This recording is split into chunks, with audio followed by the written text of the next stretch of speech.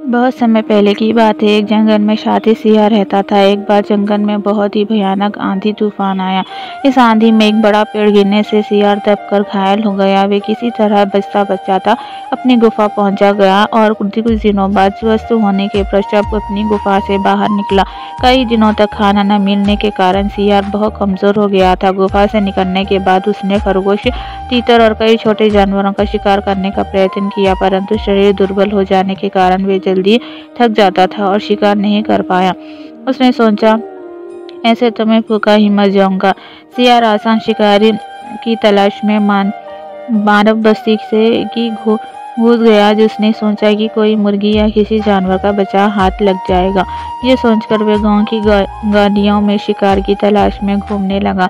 गांव के कुत्तों ने सियार को देख लिया और भौंकते हुए उसके पीछे पड़ गए। कहा, सियार आया था शिकार करने और अब सियार की ही जान पर बन गई। धीरे धीरे कुत्तों की टोली बढ़ती जा रही थी। सियार गली कूचों में जान बचाकर भाग रहा था, परंतु दुर्बल शरीर के कारण वे बुरी तरह भग गया था।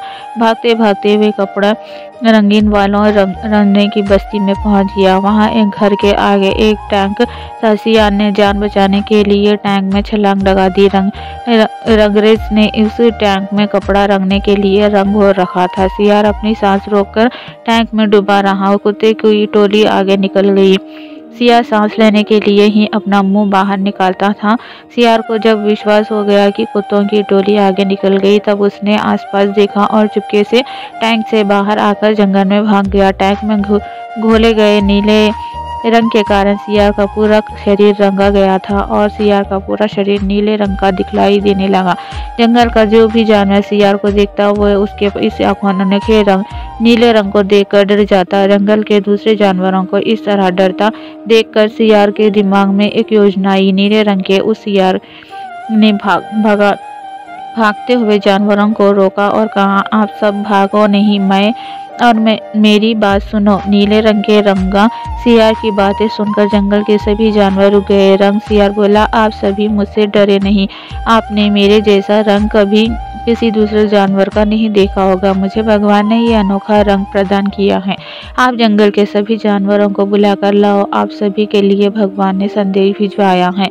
उस नीले रंग के रंगा सियार के बातों में आकर उस जगह जंगल के सभी जानवर आ गए। नीले रंग का रंगा सियार एक ऊंचे पत्थर पर चढ़ गया और सभी जानवरों को संबोधित करके बोला, मेरा नाम ककुदुम है। आप सभी के लिए भगवान ने एक संदेश भेजा है। भगवान ने मुझे ये अनोखा रंग प्रदान कर पृथ्वी पर जाने का आदेश दिया और पृथ्वी पर जानवरों का कोई भी सर्वमान्य शासक न होने के कारण मुझे यहाँ का शासक बनाकर भेजा है। आप सभी मुझे सम्राट ककुदुम के नाम से जानोगे। अब आप अनाथ नहीं रहे। आप सभी निर्भय होकर जंगल में घूम सकते हो। सभी जानवर रंग सियार के नीले रंग को देखकर उसकी बातों में आ गए। यहाँ तक कि शेर और भाग की भी इतनी हिम्मत नहीं हुई कि उसकी बातों को काट सके। जंगल के सभी जानवर नीले रंग के रंगा सियार सम्राट ककुदुम के आगे नमस्तक हो गए और सर्वसम्मति से उसे अपना राजा चुन लिया। सम्राट ककुदुम ने जंगल के सभी जानवरों को उनकी जिम्मेदारियां दे दी। उसके ने हाथी को अपना सेनापति बनाया, शेर और बाघ को अपना अंगरक्षक नियुक्त किया और रंगा सियार सम्राट ककुदुम के राजसी टाट हो गए। वे जिधर भी जाता शेर और बाघ उसके आजू बाजू चलते और हाथी अपनी सूंड से चिंघा कर सभी को महाराज के आने की सूचना देता। भालू पंख झुलाता, रोज उसके लिए राजसी भोजन परोसा जाता और वे जंगल में जिधर भी जाता उसका बड़ा मान सम्मान होता। रंग सियार सम्राट ककुदुम प्रतिदिन ऊंचे पत्थर पर बैठकर अपना दरबार लेता। रंग सियार जानता था कि अगर उसके जात भाई दूसरे सियार इस जंगल में रहे तो वे उसे अवश्य पहचान लेंगे। इसी कारण उसने सम्राट बनते ही दूसरे सियारों को जंगल से निकला दिया।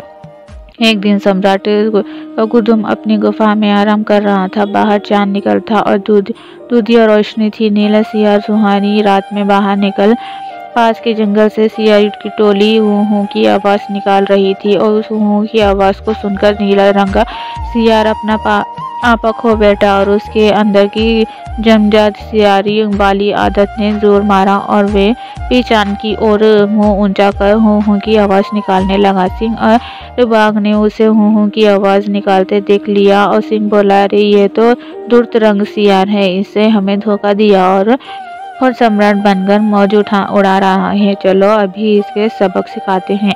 फिर क्या था, सिंह और बाघ ने मिलकर रंगा सियार को मार डाला।